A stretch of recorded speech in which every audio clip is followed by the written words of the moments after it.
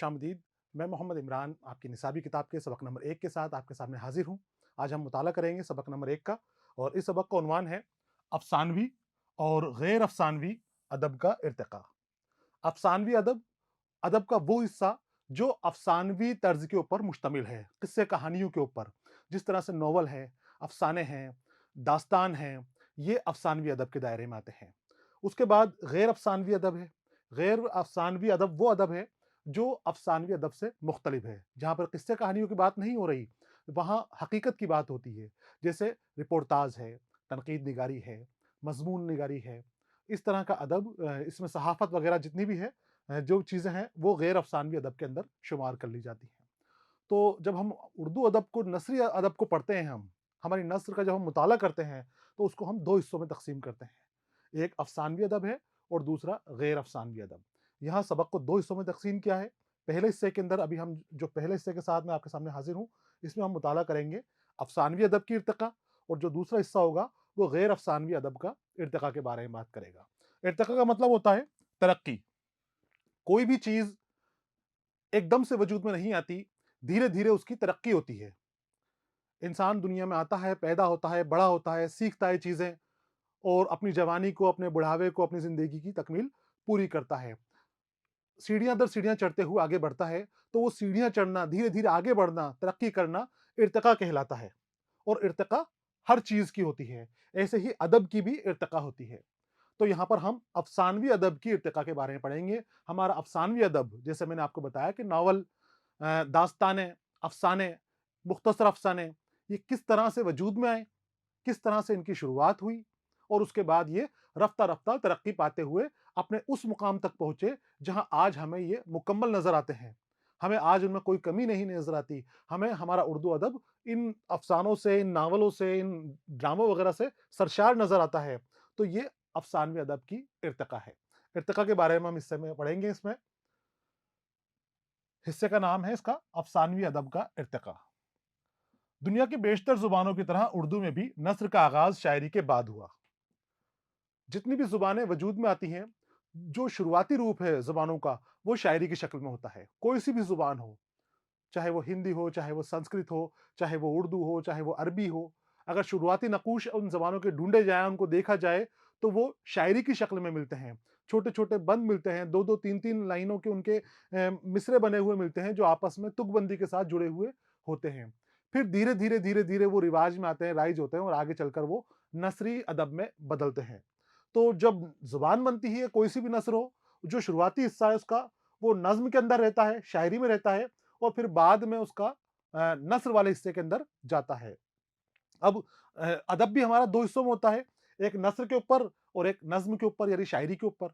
नस्र का हिस्सा वो जो बगैर किसी बिखरा हुआ है, फैला हुआ है, जिसमें मैंने बताया किस्से, कहानी, रिपोर्टाज, तनकीद, तज़किरे वगैरह ये शामिल होते हैं और नज़्म जो होती है, जो जमा हुआ है, मुनज़्ज़म है, समटा हुआ है, शायरी की शक्ल में है।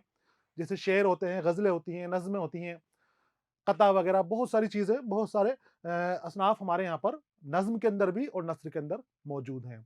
तो यहाँ पर आपको समझाया जा रहा है कि दुनिया की बेशतर ज़ुबानें, बेशतर यानी ज़्यादातर, उर्दू में भी इस ज़ुबानों की तरह उर्दू में भी नस्र का आगाज़ शायरी के बाद हुआ। हमारी उर्दू भी जब पैदाइश हुई उर्दू की, तो दिल्ली और उसके आस-पास के इलाकों में और फिर दक्कन के इलाकों में उर्दू पैदा हुई। शुरुआती जो नक़ूश उर्दू के मिलते हैं, वो शायरी की शक्ल में मिलते हैं। सूफ़ियों के कलाम में मिलते हैं, सूफ़ियों के दोहों में मिलते हैं, छोटे-छोटे मिसरों में मिलते हैं उनके, जो ताक़ीदें उन्होंने की थी, वो उर्दू के अंदर उन्होंने की थी, अवाम से जोड़ने के लिए। तो उर्दू के नक्श जो हमें मिलते हैं, वो नज़्म की शक्ल में मिलते हैं। हमारे यहाँ पर शुरुआत से ही नस्र नहीं लिखी गई है। बहुत बाद में नस्र लिखने का रिवाज हमारे उर्दू के अंदर शुरू हुआ। जदीद तहकीक, तहकीक क्या होती है? तहकीकात, हकीकत जानना। तहकीक ये एक फ़न है और जदीद तहकीक, नए तर्ज़ की तहकीक, नई तहकीक।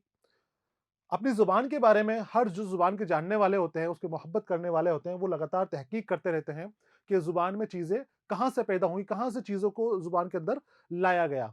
तो हमारी ज़बान के अंदर भी मुहक्किकीन लगे हुए हैं। वो तहकीक करते रहते हैं, खोजते रहते हैं, जाँचते रहते हैं चीज़ों को और नई-नई चीज़ें ज़ुबान से मुताल्लिक निकलती हुई आती रहती हैं। तो जदीद तहकीक के मुताबिक उर्दू नस्र की इब्तिदा 8वीं सदी हिजरी से हुई और नज़्म की तरह नस्र के इब्तिदाई नमूने छोटे छोटे मजहबी रिसाले और सूफिया के मलफूजात, वो बातें या गुफ्तगू जिससे किसी शख्स से सुनकर लिखी जाती है। हमारे यहाँ पर जो जदीद तहकीक हुई है, वो कहते हैं, जदीद तहकीकात मुहक्किकीन कहते हैं कि उर्दू नस्र की इब्तिदा 8वीं सदी हिजरी से हुई है। अब इन जो खास बातें आ रही हैं, इनको आपको अपनी कॉपी के अंदर नोट करते हुए चलना है। शुरुआती नक़ूश बता दिए कि शुरुआती नक़ूश शायरी के मिलते हैं। उर्दू अदब की शुरुआत नज़्म से हुई, गज़लों से हुई। गज़लें लिखी गई थी, कसीदे लिखे गए थे शुरुआत के अंदर, जो बादशाहों को, जो निज़ाम थे, बादशाह थे, नवाब थे, उनको खुश करने के लिए लिखे जाते हैं। बाद में धीरे-धीरे नज़्म से हम नस्र की तरफ आए और नस्र की तरफ जो शुरुआती नक़ूश मिले, किसे मिले? मुहक्किकीन को, तहकीक करने वालों को। वो मिले 8वीं सदी हिजरी के। 8वीं सदी हिजरी से हमारे यहाँ पर नस्र की शुरुआत हो रही है। और वो किस शक्ल में मिले? वो जब तहकीक करी तो उनको मिल तो गया कि 8वीं सदी में मिल गए हमें, इब्तिदा हो गई, शुरुआत हो गई, लेकिन किस शक्ल में हुई? किस्से और कहानियाँ और दास्तानें अभी इनको नहीं मिली हैं। इनको मिले हैं छोटे-छोटे मज़हबी रिसाले। शुरुआत के अंदर उर्दू सूफियों की ज़ुबान थी। जो सूफी दिल्ली के आस-पास थे, दक्कन के आस-पास थे, वो अपने पैगाम, अपनी शिक्षाएँ आम लोगों तक पहुँचाने के लिए उर्दू ज़ुबान का इस्तेमाल करते थे। तो वो शायरी का भी इस्तेमाल करते थे और शायरी के साथ ही वो छोटे-छोटे नसरी मिसरे भी, नसरी जुमले भी अपने कलाम के अंदर इस्तेमाल किया करते थे। तो वो मज़हबी बातें शुरू में मिली हैं, वो शुरुआती नक़ूश के अंदर मानी जाती हैं। और कब की हैं वो? 8वीं सदी की। मलफूज़ात, सूफिया के मलफूज़ात, जो सूफिया कराम थे, औलिया अल्लाह थे, जो हिंदुस्तान के अंदर आए, यहाँ पर बसे, यहाँ खिदमत को अंजाम दिया उन्होंने, उनकी जो बातें हैं, गुफ्तगू हैं, वो बातें जो उन्होंने अपने शागिर्दों को कही, अपने मुरीदीन को कही और मुरीदों ने, शागिर्दों ने उनको लिख लिया। वो बातें नक़ूश, शुरुआती नक़ूश उर्दू नस्र के माने जाते हैं।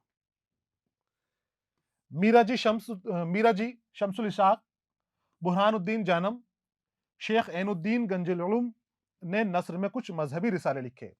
फिर इसके बाद शुरुआत हो गई इब्तिदा 8वीं सदी में, और उसके बाद फिर जो बाकायदा नाम के साथ नासरीन के लिखते हैं, मिलते हैं, लिखे हुए नस्र के नमूने जो मिलते हैं, वो मीरा जी शम्सुल हक के मिलते हैं, शम्सुल इशाक के मिलते हैं, बुरहानुद्दीन जानम के मिलते हैं और शेख ऐनुद्दीन गंजुल उलूम रहमतुल्लाह अलैह के, यहाँ से नस्र के कुछ मजहबी रिसाले इनके लिखे हुए मिलते हैं। ये भी वही मजहबी। अब मजहब में क्या? ताकीद करना। सूफिया इकराम, औलिया अल्लाह के जो इनके कौल थे, इनके जो बातें थी, उन बातों को आसान ज़ुबान के अंदर, क्योंकि वो फ़ारसी के अंदर बात करते थे, वो अरबी में बात किया करते थे, तो उनकी अरबी और फ़ारसी ज़ुबान को मकामी बोलियों के अंदर बदल दिया, आसान ज़ुबान के अंदर बदल दिया और वही उस वक़्त हिंदुस्तानी ज़ुबान बन रही थी, वही उर्दू ज़ुबान बन रही थी, वही हिंदी ज़ुबान बन रही थी। ये ज़ुबानें आम लोगों की ज़ुबानें थी, आम बोलचाल की ज़ुबानें थी। इन ज़ुबानों के अंदर उन्होंने इन कलाम को, इन रिसालों को, इन चीज़ों को, छोटे-छोटे किस्सों को तब्दील कर दिया। तो ये शुरुआती नाम है। मज़हबी रिसाले लिखने की बड़ी वजह ये थी कि आम लोग देसी ज़ुबान जानते थे। इसलिए सूफ़िया किराम अपने ख़यालात आम लोगों तक पहुँचाने के लिए देसी बोलियों और ज़ुबानों का इस्तेमाल करते थे। क्योंकि उनका मकसद था लोगों तक अपना पैगाम पहुँचाना, वहदत बताना लोगों को, सच्चे रास्ते पर लेकर आना, सीधी रास्ते पर लेकर आना, सिखाना उनको, अच्छाइयों और बुराइयों के अंदर फ़र्क करना बताना। ये औलिया इकराम का, सूफिया इकराम का मकसद हुआ करता था। अब मकसद तभी पूरा होगा जब वो बोल रहे हैं, वो चीज़ सामने वाला समझे। सिर्फ सुने नहीं, वो उसके दिमाग के ऊपर असर करे, उसके दिल को बदल दे, दिल में इनकलाब पैदा कर दे। तो उसलिए ज़रूरी है कि वो उनकी ज़ुबान को सीखें। तो उन्होंने वो ज़ुबान सीखी और जो नहीं सीख पाए, तो उन्होंने अपने शागिर्दीन और अपने मुरीदीन जो थे, उनसे उनके कलाम किया और उनसे उनकी ज़ुबान के अंदर, आम ज़ुबान के अंदर लोगों को लिखवाया। तो वो देसी ज़ुबान जानते थे और देसी ज़ुबान में लोगों को पैगाम देना था, तो सूफिया किराम ने इस ज़बान को अपने ले लिया। इसीलिए कहा जाता है कि उर्दू का जो शुरुआती नक़ूश है, उर्दू जो है, ये सूफिया किराम की गोद में पली है, औलिया अल्लाह की गोद में के अंदर पली है, जिसने उस वक़्त जिन्होंने इसकी उर्दू की फ़रोग़ में बहुत बड़ा अपना नाम लिया, अपना काम किया। दक्कन में मशहूर शायर मुल्ला वजही ने नस्र में सबरस लिखी। सबरस को शुरुआती दास्तान माना जाता है। मुल्ला वजही नाम के शायर हुए थे और बहुत मशहूर थे, मकबूल थे दक्कन के अंदर, और इन्होंने सबरस लिखी, जो उर्दू अदब में नस्र का अवलीन नमूने के अंदर शुमार किया जाता है। हालाँकि इनके ऊपर थोड़ा इख्तिलाफ है, करबल कथा को भी माना जाता है और सबरस को भी माना जाता है, लेकिन इख्तिलाफ के बावजूद अवलीन नमूनों के अंदर सबरस का हम शुमार कर सकते हैं। तो जो अवलीन नमूने आए, तो आप करबला कथा भी नाम लिख दीजिए, आप सबरस का नाम भी इसके साथ लिख दीजिए, जिसे उस दौर के कामयाब अदबी नस्र कहा जाता है। उसकी जुबान बड़ी आम फहम थी। यहाँ सबरस के बारे में बात हो रही है। सबरस की जुबान बहुत आम जुबान थी। लोगों को आसानी से समझ में आए, इस तरह की जुबान का आपने मुल्ला वजही ने इस्तेमाल किया था। इसमें कहानियां थी, छोटे छोटे किस्से थे, और उसके बाद इसको तवील रंग इस दास्तान को दे दिया गया था। शुमाली हिंद में उर्दू नस्र की इब्तिदा मोहम्मद शाही अहद, जो 1748 से 1719 तक रहा, 1719 से 1748 तक ये वक्त रहा, किसका, अहमद शाही का, मोहम्मद शाही का वक्त रहा। और ये शुमाली हिंद की बात हो रही है, दक्कन के आसपास की शुमाली हिंद की बात हो रही है। जब 1731 में फजल अली फजली ने मुल्ला हुसैन वाइज काशफी की मशहूर फारसी किताब रोज़तुल शौदा का उर्दू में तर्जुमा किया, इस दौर के अंदर तो हम इर्तिका की बात कर रहे हैं, तरक्की धीरे धीरे होती जा रही है। अभी हमने मुल्ला वजही की सबरस के बारे में बात की, और सबरस के बाद जो बड़ी किताब आई वो मोहम्मद शाही के अहद में आई, 1719 में आई, शुमाली हिंद के अंदर आई है। और शुमाली हिंद के अंदर भी इसके अंदर अली फजली ने मुल्ला हुसैन वाइज काशफी की मशहूर फारसी किताब रोज़तुल शौदा का तर्जुमा किया। उसमें करबला के सान्हे और इमाम हुसैन और उनके रफ़्क़ा की शहादत का बयान है। रोज़तुल शौदा इस का किताब का नाम था, मशहूर किताब थी ये। और असल में जो किताब थी, फ़ज़ल अली फ़ज़ली, ये हुसैन वाइज़ काशफ़ी की किताब थी, और फ़ज़ल अली फ़ज़ली ने इसका तर्जुमा किया था। और इसके अंदर हज़रत इमाम हुसैन रज़ियल्लाहु ताला अन्हु और उनके रफ़्क़ा जो उनके साथी शहादत हासिल की थी करबला के अंदर, उनकी शहादत का दिलदोज़ मंज़र बयान किया था, और बड़ी खूबसूरती से इन्होंने बयान किया था। तो करबला का जो हादसा है, करबला का जो सान्हा था, उस सान्हे के ऊपर भी बहुत सारे नस्र और नज़्म लिखी गई हैं, जो उस वक़्त बहुत ज़्यादा मकबूल होती थी, बहुत ज़्यादा मशहूर हुआ करती थी। तो जब मशहूर होती थी, मकबूल होती थी, तो ये वहाँ पर भी एक तर्जुमा किया गया मौजूद है, इसके नक़ूश मिले हैं। ये सारे के सारे एक तहकीक है, और तहकीक के अंदर आपको सबूतों के साथ बताया जा रहा है कि किस वक़्त के किस दौर में क्या चीज़ वहाँ पर मिली थी। और हर चीज़ के पीछे, जैसे आपको ये बताया कि रोज़तुल शौदा है, हर चीज़ के पीछे मुहक्किकीन हैं, तहकीक करके बहुत बारीकी से, बहुत सफाई के साथ चीज़ों को सबूत के साथ इन्होंने पेश किया है। औरंगज़ेब की वफ़ात जो 1707 में हुई थी, के बाद मुग़ल सल्तनत के ज़वाल के साथ फ़ारसी का रिवाज भी कम हो रहा था। फ़ारसी ज़ुबान मुश्किल ज़ुबान थी, लोगों को आसानी से समझ में नहीं आती, आम लोगों से जुड़ाव नहीं था। तो मुग़ल सल्तनत जब तक थी, तब तक फ़ारसी अपने उरूज पर थी। लेकिन जैसे ही मुग़लिया सल्तनत का ज़वाल शुरू हुआ, औरंगज़ेब के इंतकाल के बाद जब गहमा-गहमी शुरू हुई, हंगामा शुरू हुआ, तो उसके बाद इंतकाल के बाद ये चीज़ें और भी ख़राब होती गईं, और धीरे-धीरे फ़ारसी आम लोगों की ज़ुबानों से उतरती चली गई, कम होती चली गई। और फ़ारसी का जो रंग उतरना शुरू हुआ, तो वो जगह ली उर्दू ने। वही शोरा किराम के कलाम के ज़रिए, वही दास्तानों के ज़रिए, वही कहानियों और अफ़सानों के ज़रिए धीरे-धीरे लोगों की ज़ुबान पर उर्दू का रंग चढ़ने लगा। इसलिए फ़ारसी और अरबी से मज़हबी, नीम मज़हबी और तसव्वुफ़ पर मबनी किताबें उर्दू में मुंतकिल होने लगीं। तो अब फ़ारसी का रंग कम हो गया, क्योंकि सरकार की तवज्जो ख़त्म, हुकूमत की, सल्तनत की तवज्जो वहाँ पर ख़त्म हो रही थी, और लोगों को आम फ़हम की ज़ुबान चाहिए थी, समझ में आने वाली ज़ुबान चाहिए थी, आसान ज़ुबान चाहिए थी। तो आसान ज़ुबान उर्दू साबित हुई। तो जितना भी हमारा अदब था, वो चाहे मज़हबी हो, नीम मज़हबी यानी आधा मज़हबी, कुछ मज़हब की बातें हैं और कुछ अखलाकियत की बातें हैं, कुछ अदब की बातें हैं, तो नीम मज़हबी हो गया। और उसके बाद तसव्वुफ़, तसव्वुफ़ क्या है? तसव्वुफ़ सूफ़ियों का तरीक़ा, जिससे इंसान वहदत को पहचानता है, हकीकी रब को जानता है, अपने माबूद को जानता है। तो वो तसव्वुफ़ के ऊपर लिखी हुई किताबें भी उस वक़्त मौजूद थी। जितना भी अदब था, धीरे-धीरे ये उर्दू में मुंतकिल होने लगा, यानी उर्दू में इसको तर्जुमा कर दिया गया, या अब जो लिखा जा रहा था नया, उसको उर्दू में ही लिखा जाने लगा। 1775 में मीर हुसैन अता तहसीन ने एक फ़ारसी दास्तान किस्सा चहार दरवेश का 9 तर्ज़ मुरस्सा के नाम से उर्दू में तर्जुमा किया। 1775 के करीब हम यहाँ पर पहुँच चुके हैं इर्तिका के अंदर। 8वीं सदी से हमने उर्दू की शुरुआत की थी यहाँ पर, नस्री अदब की शुरुआत की थी, और उसके बाद हम 1775 तक यहाँ पर आ चुके हैं। 1775 में क्या बड़ा कारनामा हुआ? वो बड़ा कारनामा है मीर हुसैन अता तहसीन ने, इनका बड़ा कारनामा हुआ है। इन्होंने एक फारसी किताब किस्सा चहार दरवेश का तर्जुमा किया। किस्सा चहार दरवेश का तर्जुमा किया। किस्सा चहार दरवेश फारसी किताब है और ये किताब जो है बहुत मशहूर और बहुत मारूफ किताब अपने आप के अंदर मानी जाती थी। हजरत अमीर खुसरो की लिखी हुई ये किताब है चहार दरवेश। तो अमीर खुसरो की लिखी हुई किस्सा चहार दरवेश को आपने पढ़ा और उसका उर्दू के अंदर तर्जुमा किया, और जो तर्जुमा किया, तर्जुमे का नाम आपने रखा नो तर्ज मुरस्सा।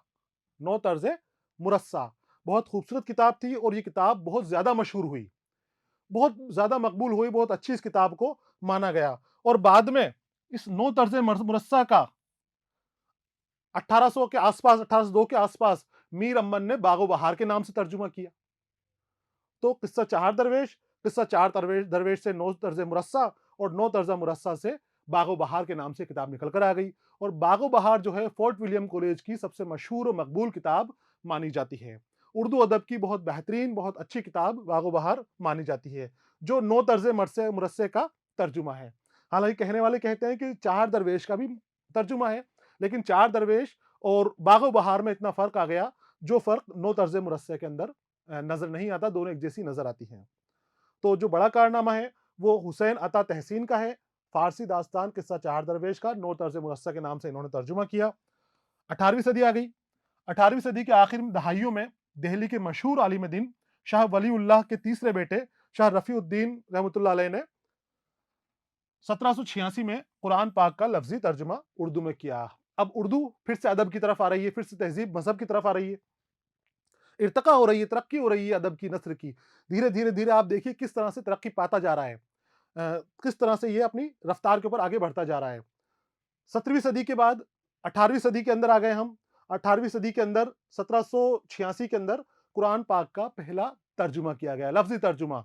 अभी पूरी तरह से मुकम्मल तर्जुमा नहीं था, लेकिन ये उर्दू के अंदर शुरुआती कलाम पाक का तर्जुमा माना जाता है। ये किसने किया? मशहूर आलिम दीन शाह वलीउल्लाह रहमतुल्लाह अलैह के तीसरे बेटे शाह रफीउद्दीन रहमतुल्लाह अलैह। ये इनके बेटे हैं जो वली थे, और इनके हाथों से ये कारनामा अंजाम को पहुंचा अपने। और उसके बाद उनके छोटे भाई शाहिद अब्दुल कादिर ने 1790 में कुरान पाक का वजाहती तर्जुमा किया। तर्जुमे में वही जुबान इस्तेमाल की जो उस वक्त अवाम में राइज थी। तो शुरुआती जब तर्जुमा आ गया, तो उसके बाद उन्हीं के छोटे बेटे ने आगे चलकर उस कुरान शरीफ का वजाहती तर्जुमा किया। अब जो तर्जुमा था, ये तर्जुमा अपने आप में मुकम्मल तर्जुमा था। सारी चीजें कुरान शरीफ की जो बारीकियां थी, जो सीखें थी, जो चीजें थी, वो सारी की सारी आपने इस तर्जुमे के अंदर शामिल कर ली। और फिर खास बात ये कि उर्दू में तर्जुमा किया, उर्दू के अंदर भी आपने मकामी बोलचाल की जुबान का इस्तेमाल किया। जो लोग आपस पास बातें करते थे, जो लोग समझते थे चीज़ों को, जो आम बोलचाल के लफ्ज़ उस वक़्त राइज थे, रिवाज में थे, उन बोलचाल के अल्फाज का आपने इस्तेमाल किया और बड़ा खूबसूरत तर्जुमा, सफाई वाला तर्जुमा, जो मुकम्मल तर्जुमा माना जाता है, 1790 में आपके कलम से निकल कर आया। उससे कुछ पहले नवाब ईसवी खां ने किस्सा मेहर अफरोज दिलबर के नाम से उर्दू में दास्तान लिखी। अब दास्तानें जो शुरू से आ रही हैं, एक और दास्तान उर्दू में आई, किस्सा मेहर अफरोज दिलबर के नाम से आई। शाह आलम साली ने अजाइबुल किसस के नाम से एक दास्तान 1792-93 में लिखी। इसमें आम फहम जुबान में लिखी और ऐसी जुबान जो किला मोहल्ला में आमतौर पर बोली जाती थी। तो दास्तानें तो शुरू से हैं, और शुरुआती दास्तान के नकूश ये 1792-93 और शाह आलम सानी के टाइम के ऊपर अजाइबुल किसस के नाम से दास्तान की यहाँ पर हमारे शुरुआत हो गई। और ये जो इनकी जुबानें थी, ये आम फहम की जुबानें थी। आम फहम की जुबान में लिखी गई ऐसी जुबानी जो किला मोहल्ला में आमतौर पर बोली जाती थी। ये किला मोहल्ला क्या था? किला मोहल्ला था दिल्ली का किला, जहां पर मुगल बादशाह रहते थे। मुगल हुकूमत जहां पर बाद में आखिर में महदूद हो गई थी, तो वो किले का इलाका, किला, उसकी चार दीवारी और उसके आसपास का इलाका, वो किला मोहल्ला माना जाता था। और किला मोहल्ला के अंदर वो साफ जुबान उर्दू बोली जाती थी। जो बादशाह थे, मुगल बादशाह थे, वो फारसी बोलते थे, और लेकिन जो बाहर के लोग हैं वहाँ पर, जो उनके काम करने वाले हैं, उनके दूसरे मुलाजिमीन वगैरह हैं, वो किला मोहल्ला की ज़ुबान बोलते थे, जो उर्दू ही कहलाती थी, और वो खड़ी बोली थी, देसी ज़ुबान थी वहाँ पर। तो उसी ज़ुबान के अंदर ये कहानियाँ, ये दास्तानें लिखी जा रही थी उस वक़्त, उनको रिवाज मिलना शुरू हो गया था। तो ये इर्तिका आ गई। अब इर्तिका के बाद अलग-अलग दास्तान, नॉवल और अफ़साने की इर्तिका के बारे में हम बात करेंगे। हमने अभी पूरे उर्दू नस्र की इर्तिका के बारे में बात की, कि 8वीं सदी से शुरू होकर और किले मोहल्ला तक, दास्तानों तक हमारा उर्दू अदब, हमारा उर्दू नसरी अदब आकर पहुँच गया है। अब इसके जो अलग-अलग फ़नी तकाज़े हैं, दास्तानें हैं, नावल हैं, अफ़साने हैं, जो असनाफ़ हैं, इन असनाफ़ के बारे में हम अलग-अलग इसी सबक के अंदर बात करेंगे। तो आइए अब अफ़सानवी अदब का जायज़ा लेते हैं। अफ़सानवी अदब में दास्तान, नॉवल और अफ़साने शामिल हैं। अफ़साने हैं शामिल, मुख्तसर अफ़साने इसके अंदर शामिल हैं। कहानियाँ जो होती हैं वो इसके अंदर शामिल हैं, लेकिन यहाँ पर अभी दास्तान, नॉवल और अफ़साने के बारे में हमें बात करनी है। सबसे पहले दास्तान। दास्तान क्या है? दास्तान है बहुत लंबी कहानी। एक ऐसी कहानी जिसके अंदर जिन्नात होते हैं, जिसमें परियाँ होती हैं, देव होते हैं, तरह-तरह के उड़ने वाले कालीन होते हैं, जादूगर होते हैं, जादू दिखाने वाली चीज़ें होती हैं। ऐसी चीज़ें होती हैं जो फ़ौकुल फ़ितरत हो, हमारा दिमाग जिसको तस्लीम ना करे, हमसे कोई कहे तो हम उसका मज़ाक बनाएँ। लेकिन इंसानी फ़ितरत होती है कि इंसान को ऐसी चीज़ें पसंद आती हैं, ऐसे किस्से पसंद आते हैं, ऐसी कहानियाँ पसंद आती हैं। और दास्तान ऐसे ही किस्से, ऐसी कहानियों को कहा गया है, जिसमें तरह-तरह के वाक़यात, हैरत अंगेज़ चीज़ें, फ़ौकुल फ़ितरी अनासिर और बहुत सारी ऐसी चीज़ें होती हैं जो इंसानी अक्ल तस्लीम ना करे। दास्तानें बहुत तवील होती हैं, बहुत बड़ी होती हैं। एक दास्तान में कई-कई दास्तानें छिपी रहती हैं, एक कहानी से कई-कई कहानियाँ निकलती चली जाती हैं। कई किस्से जुड़े हुए होते हैं जो अपने आप में तवील होते हैं, बहुत लंबे होते हैं। कई-कई दिन इनको सुनने के अंदर, इनको पढ़ने के अंदर लग जाते हैं। तो ये जो दास्तानें होती हैं, ये शुरुआत में दिल बहलाने के लिए लिखी जाती थी, लोगों को मज़ा देने के लिए, लोगों के बोझ को मिटाने के लिए, उनके दिमाग को सुकून देने के लिए दास्तानें लिखी जाती थी। शुरुआत में दास्तानें लिखने की रिवाज नहीं था, तहरीरी शक्ल में नहीं होती थी, सिर्फ़ कहानियों की तरह वो मुँह दर मुँह चलती रहती थी। सीना दर सीना वो एक-दूसरे से मुंतकिल होती रहती थी। कोई लिखी हुई शक्ल के अंदर दास्तानें मौजूद नहीं थी, शुरुआती दास्तानें। लेकिन जब दास्तानें लिखी गईं, तो वो बहुत मशहूर हुईं, बहुत मकबूल हुईं। लोगों ने उन्हें बहुत पसंद किया, तो दास्तान को उर्दू अदब में बाकायदा फ़न की तरह लिया गया। इसके लवाज़िम होते हैं, तकाज़े होते हैं, लिखने के तरीके होते हैं, दास्तान कैसे लिखना है, किस तरह की चीज़ों को शामिल करना है, प्लॉट क्या होगा, कहानियाँ क्या-क्या होंगी, किरदार किस तरह से लेने हैं। तो ये सारी की सारी चीज़ें दास्तान में शामिल होती हैं। तो ये दास्तान हो गई। अब दास्तान की शुरुआत कैसे हुई? तो 1800 में कलकत्ता में फोर्ट विलियम कॉलेज कायम किया गया। सन 1800 में कलकत्ता में फोर्ट विलियम कॉलेज की कायम हुआ इसका, जिसमें नए आने वाले अंग्रेज़ों को हिंदुस्तान की कई ज़ुबानें सिखाने का इंतज़ाम था। 1800 में कलकत्ता के अंदर फोर्ट विलियम कॉलेज इसलिए बनाया गया था, ताकि ब्रिटेन से आने वाले अंग्रेज़ अफ़सरों को मुकामी ज़ुबानें सिखाई जा सकें। जिस अफ़सर को मुल्क के जिस हिस्से में भेजना होता था, उसको उसी की ज़ुबान की, उसी जगह की बोली यहाँ पर सिखाई जाती थी। तो एक तरह से ये दोबारा से इनका यहाँ पर एडमिशन होता था सीखने के लिए कि वहाँ पर किस तरह से वो राब्ता कायम करेंगे। और इस जगह के ऊपर, इस कॉलेज के अंदर उस्ताद लगा रखे थे।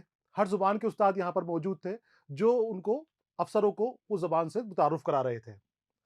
इन ज़बानों में उर्दू को बहुत अहमियत हासिल थी, क्योंकि उर्दू ही वो ज़ुबान थी जो मुल्क के बहुत से हिस्सों में बोली और समझी जाती थी।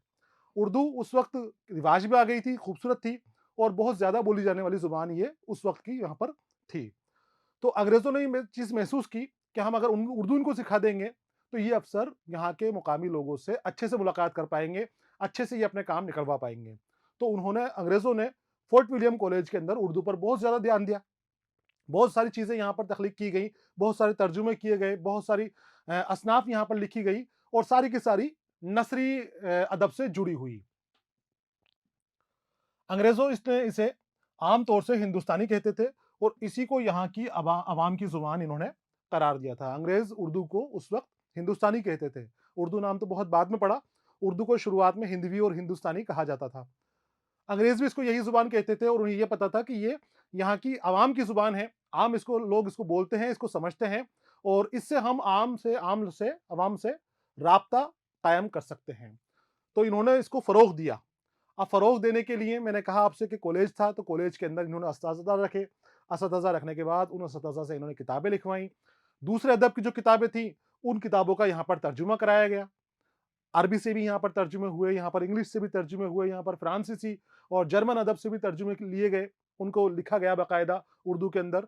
तो एक बहुत बड़ी तादाद में यहाँ पर एक अदब तैयार हो गया, किताबों का एक बहुत बड़ा ज़ख़ीरा फ़ोर्ट विलियम कॉलेज की खिदमत की वजह से तैयार हो गया। इसीलिए फोर्ट विलियम कॉलेज को उर्दू अदब के अंदर हम एक बहुत बड़ा काम मानते हैं। संग बुनियाद की तरह ये उर्दू नस्र के अंदर फोर्ट विलियम कॉलेज की खिदमत मौजूद है। इस कॉलेज में अहम रोल अदा करने वाले डॉक्टर जॉन गिलक्रिस्ट, जो ईस्ट इंडिया कंपनी के मुलाजिम थे, वो 1783 में हिंदुस्तान पहुंचे थे। अब फोर्ट विलियम कॉलेज का जब नाम आता है तो मीर अमन का नाम आता है और साथ ही डॉक्टर जॉन गिलक्रिस्ट का नाम आता है। डॉक्टर जॉन गिलक्रिस्ट ये कौन थे? ये ईस्ट इंडिया कंपनी के मुलाजिम थे, क्योंकि कंपनी का शासन था यहाँ पर। कंपनी अपने मुलाजिमान को लंदन से लेकर यहाँ पहुंचती थी। गिलक्रिस्ट को भी लेकर आई और वो सन था 1783 ईस्वी। 1783 में वो हिंदुस्तान आए और उन्होंने हिंदुस्तानी जुबान इतनी पसंद आई और दिलचस्पी पैदा हो गई, उन्होंने कवायद, लुगत और बोलचाल की जुबान पर अंग्रेजी और उर्दू में कई किताबें लिख डाली।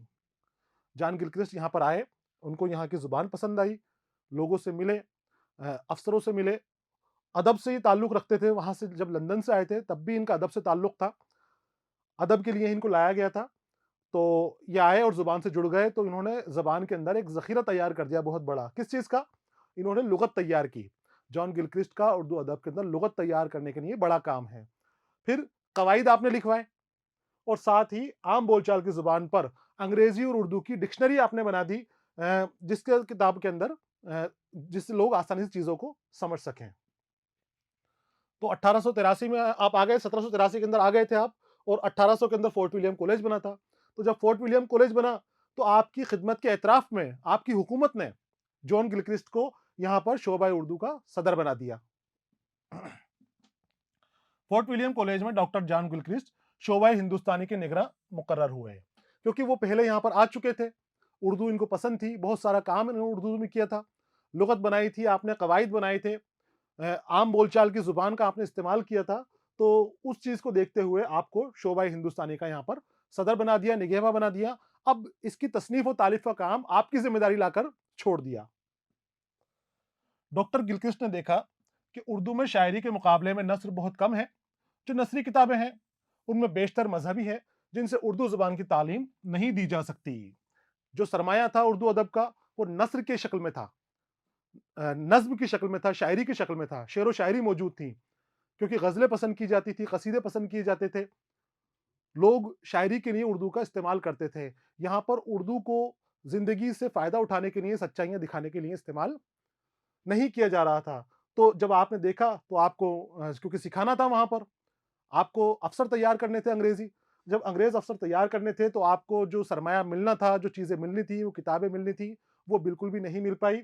तब आपने खुद ने वो अशायत करवाई, उनकी तर्जुमा करवाया और तख्लीक करवाई। इसलिए उन्होंने फारसी और संस्कृत वगैरह से तर्जुमा कराने के लिए तसनीफ और तालीफ का शोबा कायम किया, और उसके लिए जिन उर्दू, हिंदी और फारसी और संस्कृत वगैरह से तर्जुमा करा जो उस्तादों को यहाँ पर लाए गए, उन उस्तादों और अकीदों को जो यहाँ पर अदीब थे उनको मुलाजिम रखा गया, तनख्वाह दी गई महीने की तनख्वाह के ऊपर उनसे काम कराया गया। और उनके अंदर नाम है मशहूर, वो है मीर अमन, मीर बहादुर अली हुसैनी, हैदर बख्श हैदरी, तारनी चरण, मीर शेर अली अफसोस, मिर्जा अली लुत्फ, मजहर अली खां मुल्ला, काजिम अली जवान, निहाल हैदर लाहौरी, बेनी नारायण जहां और लल्लू लाल जी के नाम नुमाया हैं। फोर्ट विलियम कॉलेज के बारे में हमने पढ़ा, गिलक्रिस्ट की खिदमात के बारे में हमने पढ़ा, और गिलक्रिस्ट की खिदमात और फोर्ट विलियम कॉलेज की वजह से जो बड़े शोरा के आलिमों के नाम आए सामने, वो नाम ये नाम है जिनका मैंने अभी आपके सामने पढ़ा है। इनको आपको इन नामों को लिखना पड़ेगा, क्योंकि यहाँ पर ये जो नाम है यही उर्दू अदब के शुरुआती नकूश में शामिल है, यही नस्र के अंदर शामिल है। मीर अमन ने बाग बहार का तर्जुमा किया था, जो यहाँ पर जॉन गिलक्रिस्ट के साथ ही किया था, 1802 में किया था। और ये इतना मशहूर हुआ कि इसने फोर्ट विलियम को सारी खिदमत एक तरफ रख दो और मीर अमन का बागो बहार एक तरफ रख दो, बराबर की शोहरत हासिल की है। बल्कि कई मायनों के अंदर मीर अमन का बागो बहार आगे बढ़ता हुआ नजर आ जाएगा। तो ये नाम है, आपको ये नाम लिख लेना है, और जो खिदमत है फोर्ट विलियम कॉलेज की वो भी आपको लिखनी है। फोर्ट विलियम कॉलेज में अदीबों से बेशतर ऐसी किताबें लिखवाई गई जो आम दिलचस्पी की दास्तानें, यानी इस्लाही, इखलाकी, तारीखी और तालीमी मौज़ूआत पर मुबनी थी। वहां पर इल्म के लिए जखीरा तैयार करना था, किताबें तैयार करनी थी बहुत बड़ी तादाद के अंदर, ताकि उनको सिखाया जा सके। तो जो पहले जो अदब था वो अदबी शक्ल में नहीं था, वो मजहबी शक्ल में था। तो यहाँ पर ऐसे मौज़ूआत लिए गए जो आसानी से लोगों को समझ में आ सकें, जो लोगों को आपस में जोड़ सकें। इस तरह के मौज़ूआत के ऊपर इन्होंने यहाँ पर तर्जुमे करवाए। तो उसमें जो शुरुआत में लिए गए वो ऐसी दास्तानें ली गई जो पहले से ही बहुत मशहूर थी। जैसे नो तर्ज़ मुरस्सा ली गई, चार दरवेश ली गई, तोता कहानी वगैरह कहानियाँ ली गई, दास्तानें ली गई। उन कहानियों का, उन दास्तानों का तर्जुमा किया गया जो पहले से ही मौजूद थी और अपनी ज़ुबान के अंदर मकबूल थी। अरबी की थी तो अरबी में मकबूल थी, फ़ारसी की थी तो फ़ारसी में मकबूल थी। उनको उर्दू के अंदर सीधे-सीधे तर्जुमा कर लिया गया। अभी मुश्किलात की तरफ नहीं गए, सख्तियों की तरफ नहीं गए थे। इसके बाद इस्लाही मौज़ूआत के ऊपर जो मुआशरे की इस्लाह करे, लोगों को सलाह दे, सीधे रास्ते के ऊपर लेकर आए, सच्चाई की तरफ लेकर आए, अखलाकी मेयार उनका बढ़ाए लोगों का, अखलाक के बारे में बात की और तारीखी मुद्दों के ऊपर भी शुरुआती किताबें तर्जुमा की गई, तर्जुमे किए गए और वो भी अलग-अलग ज़ुबानों से। यहाँ किसी एक ज़ुबान तक ही महदूद नहीं रहे।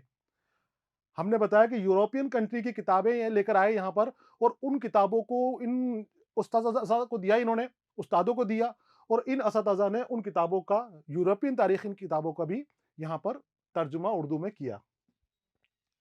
और इसमें तालीमी मौज़ूआत भी थे। तालीमी जो मौज़ूआत होते हैं, जो हमारे सब्जेक्ट होते हैं, उन सब्जेक्ट्स के ऊपर भी यहाँ पर इन्होंने तर्जुमे किए, उन सब्जेक्ट्स की भी यहाँ पर किताबें बनाई गईं। इन किताबों की ज़ुबान इंतहाई सीधी-सादी थी। कौन सी किताबें? जो फोर्ट विलियम कॉलेज की अदबी खिदमात से बन रही थी। फोर्ट विलियम कॉलेज के अंदर इनकी तसनीफ़ व तालीफ़ हो रही थी उस शोबे के अंदर। सीधी आसान ज़ुबान का इस्तेमाल करते थे ये।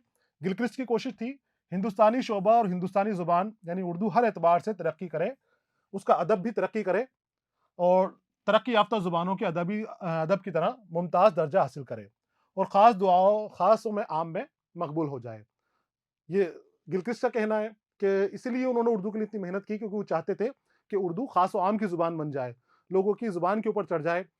जो दबदबा है उर्दू का, वो हर सब्जेक्ट के ऊपर है, हर चीज़ें उर्दू के अंदर मौजूद रहें और ये काम उन्होंने उस वक़्त बड़ी खूबी से अंजाम भी दिया। फोर्ट विलियम कॉलेज की किताबों में मीर अमन की किताब बाग-ओ-बहार को सबसे ज़्यादा मकबूलियत और शोहरत हासिल हुई। ये मैं आपको बता चुका हूँ अभी। बाग-ओ-बहार जो नौ तर्ज़ मुरस्सा का तर्जुमा है और वो उर्दू में तर्जुमा था और उसका तर्जुमे का ये तर्जुमा है और असल जो इनकी किताब है वो अमीर खुसरो की चार दरवेश है, उसका तर्जुमा ये बागो-बहार के अंदर लेकर आए थे। लेकिन ये इतनी खूबसूरती से लिखा गया तर्जुमा है, इतना बारीकी से इस किताब को इन्होंने तर्जुमा किया है, लिखा है कि ये तर्जुमा मालूम नहीं होता कि तबेज़ात किताब, खुद की लिखी हुई किताब मीर अमन की ये मालूम होती है। और जो मुहक्किकीन हैं, वो कई बार इस बात पे ही मुत्तफ़िक होते हैं कि बहुत सारी चीज़ें इसमें मीर अमन ने खुद ने अपने दिमाग से, अपने ज़हन की काबिलियत से इसमें चीज़ें शामिल की हैं। तो ये सबसे ज़्यादा मशहूर और मारूफ किताब है, बागो-बहार मीर अमन की ये है और फोर्ट विलियम कॉलेज की किताबों के अंदर सबसे मशहूर भी यही है। फोर्ट विलियम कॉलेज के अलावा दूसरे मुकामात पर भी उर्दू नस्र में किताबें लिखी जा रही थी। यहाँ तक हो गई फोर्ट विलियम कॉलेज की बात कि यहाँ पर उस वक़्त उर्दू के लिए काम हो रहा था, उर्दू नस्र के लिए काम हो रहा था।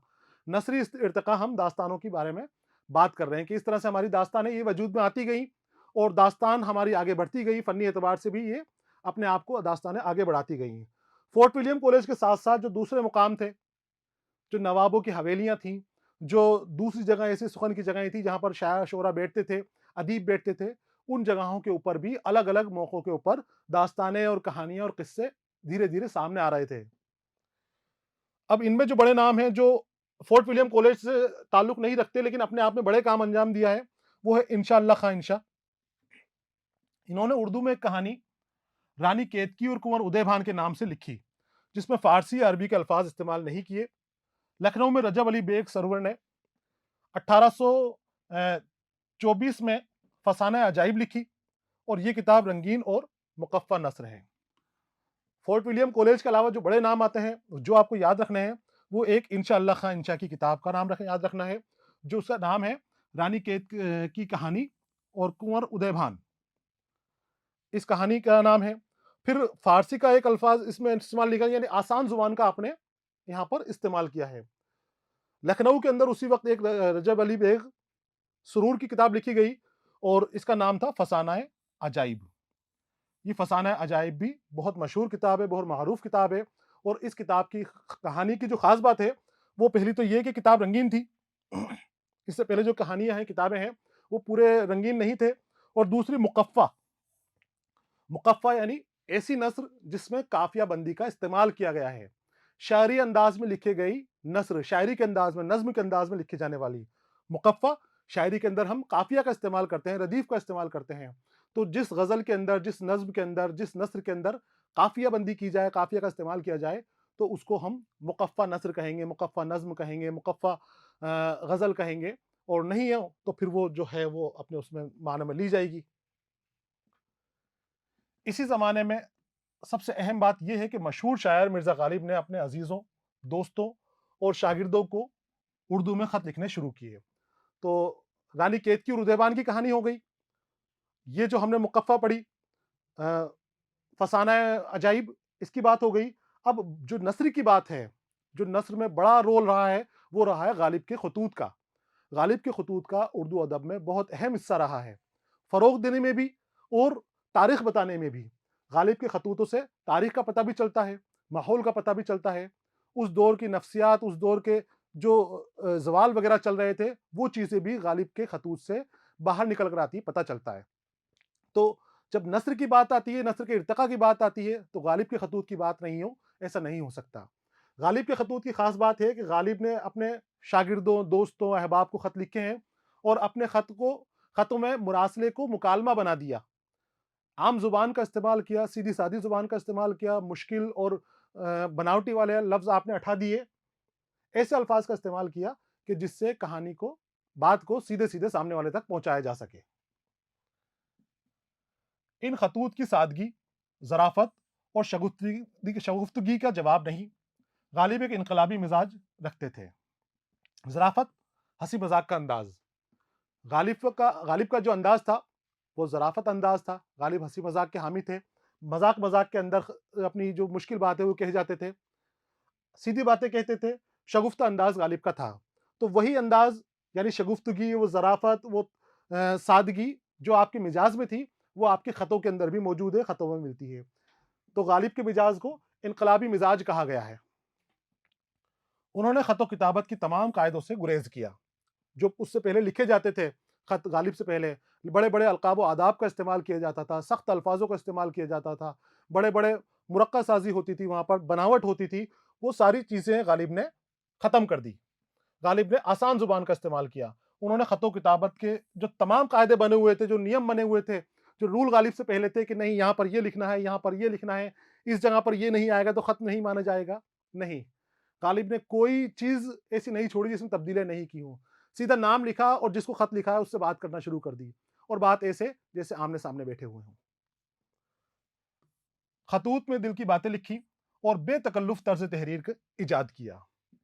इस अहद में गालिब के एक अज़ीज़ ख्वाजा ईमान ने भी फ़ारसी के मशहूर दास्तान बोस्तान ख़याल का तर्जुमा उर्दू में किया और इस दौर की नस्ल लिखने वालों में ग़ुलाम इमाम शहीद और ग़ुलाम गौस बेखबर के नाम भी काबिल ज़िक्र हैं।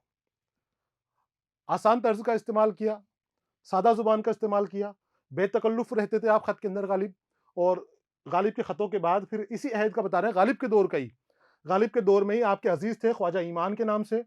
इन्होंने फ़ारसी की मशहूर दास्तान बोस्तान ख़याल का तर्जुमा उर्दू में किया।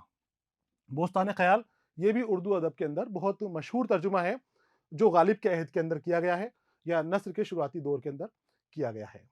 यहाँ पर हमारा नस्र का ये शुरुआती जो दौर है, ये मुकम्मल हो जाता है। इसके बाद हम नावल की तरफ आते हैं और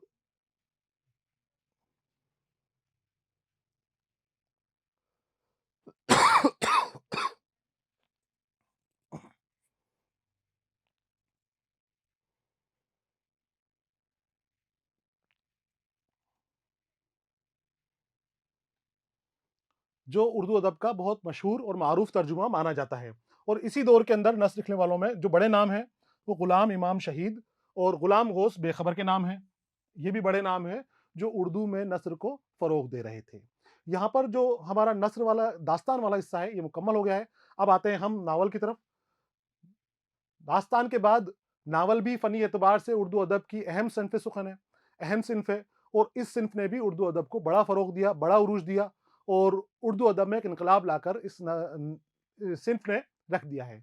नावल असल में अंग्रेजी लफ्ज़ है जो नावला से बना है और अंग्रेजी ज़ुबान से ही ये अदब उर्दू ज़ुबान में आया है। नावल नावल अंग्रेजी ज़ुबान का लफ्ज़ है जिसके लफ्ज़ी माने अनोखे और अजीब या निराले के हैं और कहा जाता है कि अंग्रेजी के असर से नावल उर्दू में आया। नावल के बारे में ये बात आम है कि ये अंग्रेजी अदब से उर्दू अदब के अंदर आया है, क्योंकि नावल अंग्रेजी के अंदर बहुत पहले से लिखा जा रहा है, बहुत पहले से वो राइज भी है और मशहूर भी है।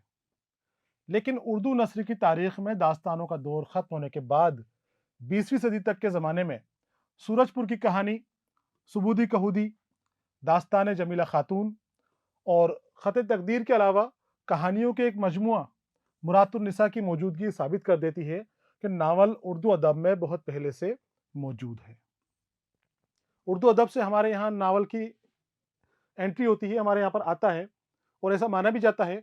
लेकिन कुछ सबूत ऐसे मौजूद हैं, कुछ कहानियाँ, कुछ किस्से, कुछ किताबें हमारे अदब में पहले से ही ऐसी मौजूद हैं, जिससे ये पता चलता है कि नावल हमारे यहाँ पर अंग्रेज़ी से नहीं, नावल हमारे यहाँ पर अंग्रेज़ी अदब से पहले से भी राइज है। पहले से ही यहाँ पर नावल की तरह की कहानियाँ लिखी जा रही हैं। हालाँकि वो फ़नी तकाज़ों को पूरा नहीं करती।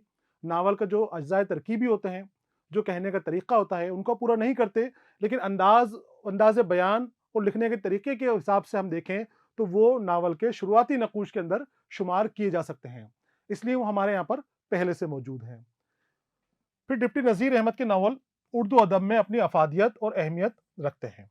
तो शुरुआत से हमें नक़ूश मिल गए, ये नाम दिया आपको, कहानी सूरजपुर की कहानी, सुबूदी-वबूदी वगैरह, दास्तान जमीला खातून, ये नावलों के शुरुआती नक़ूश हैं। लेकिन बाकायदा बाज़ाब्ता नावल तो फिर वो डिप्टी नज़ीर अहमद के नावल माने जाते हैं। डिप्टी नज़ीर अहमद उर्दू नावल निगारी के अंदर बड़ा नाम है। अदब में अपनी अफादियत और अहमियत रखते हैं। नज़ीर अहमद के अपने नावलों को समाज में फैली बुराइयां दूर करने का जरिया बनाया। उनका मकसद कौम की ज़हनी और मुआशी पस्ती को दूर करना था। उनका नावल फ़न्नी एतबार से कदरे कमज़ोर सही, मगर सच है कि उन्होंने अपने नावलों के ज़रिए उर्दू नस्र को नया अंदाज़ बख्शा है। डिप्टी नज़ीर अहमद उर्दू से ताल्लुक़ रखते हैं, डिप्टी थे और बड़ी हस्ती है, बड़ी शख्सियत है उर्दू अदब की।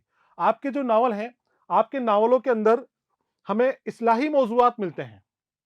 आपके नॉवल के अंदर हमें मुआशरे को सुधारने का जज़्बा मिलता है। आपकी नॉवल लिखने की जो वजह है, वो वजह भी मुआशरे में फैली हुई बुराइयों को दूर करना है। आप अपने बच्चों की तरबियत करना चाहते थे।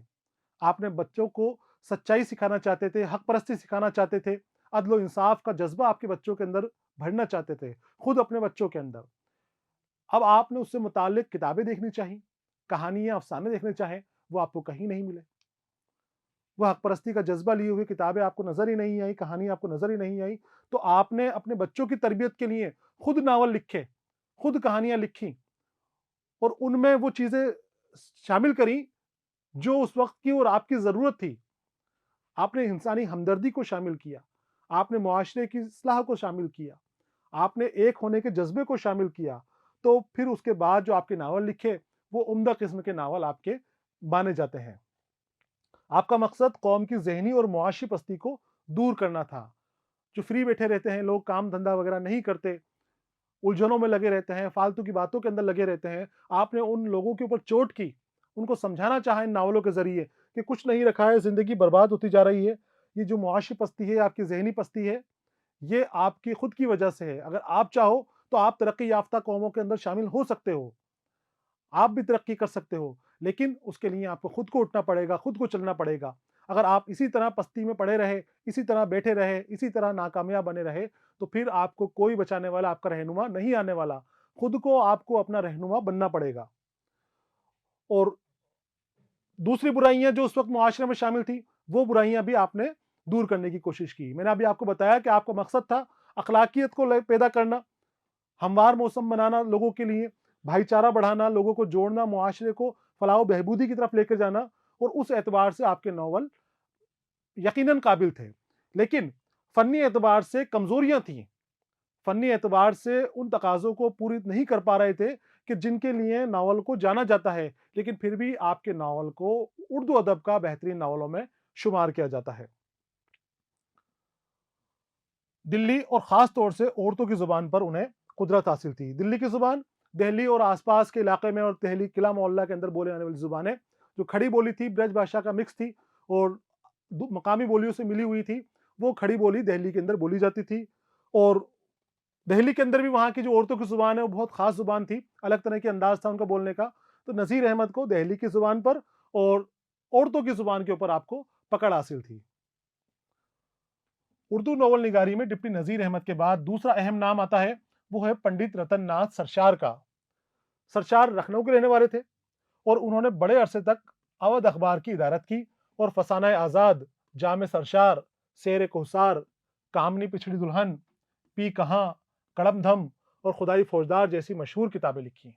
आपकी जो किताब है फसाना आज़ाद, ये अदब की बेहतरीन किताब मानी जाती है। ये भी नावल नहीं था लेकिन नावल के अंदाज में लिखा हुआ था और नावल कहना इसको ठीक रहेगा क्योंकि उस वक्त नावल की शुरुआत हो चुकी थी। तो फसाने आज़ाद आपका बहुत मशहूर और मकबूल है। ये दूसरे नाम दिए हैं, ये भी उम्दा किस्म के हैं, बहुत अच्छी तरीके से आपने इसको पेश किया है, लेकिन फसाना आज़ाद बहुत ज़्यादा मकबूल हुआ, लोगों ने बहुत पसंद किया इसको। जगह-जगह फसाना आज़ाद का धूम मची हुई थी, इसको माँग कर इसको पढ़ा जाता था। फसाना आज़ाद तो सरशार का शाहकार समझा जाता है। उसमें लखनवी तहज़ीब और वहाँ की रोज़मर्रा ज़िंदगी की बड़ी जानदार अक्कासी की गई है। लखनवी तहज़ीब जो उस वक़्त लखनऊ में राइज थी, नवाबों का ज़वाल आ रहा था, नवाब वहाँ पर गिर रहे थे, लेकिन फिर भी अपने आप को वो कमतर मानने पर नहीं तुले हुए थे, अपने आप को बड़ा मानते थे, पैसे वाला मानते थे। तो उस वक़्त जो दिखावे की चीज़ें हो रही थी, ऐसी चीज़ें हो रही थी कि जिससे मुआशरे के अंदर गिरावट आ रही थी, वो लखनवी तहज़ीब का उस वक़्त हिस्सा था जब आपने फसाना आज़ाद लिखी थी।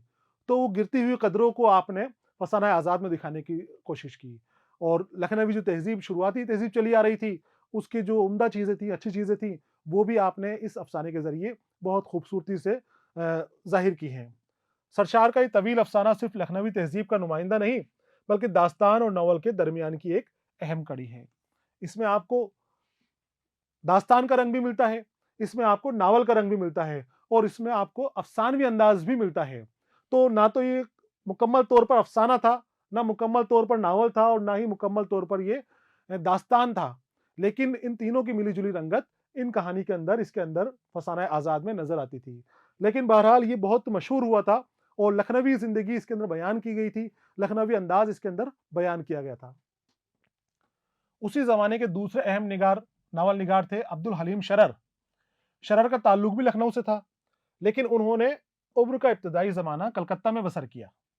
अब बात आ रही है अब्दुल हलीम शरर की, ये भी लखनऊ से ताल्लुक रखते थे और लखनवी ज़िंदगी को इन्होंने ज़ाहिर किया, लेकिन इनका ज़माना ज़िंदगी का कुछ ज़माना कलकत्ता के अंदर भी बसर हुआ है, वहाँ आप रहे और फिर वापस एक वक़्त के बाद वक़्फ़े के बाद ये लखनऊ की तरफ आए थे। तो आपका जो लिखने का अंदाज़ है, लिखने का जो रंग है, उस रंग के अंदर लखनवी और कलकत्ते का रंग मिला-जुला सा नज़र आता है।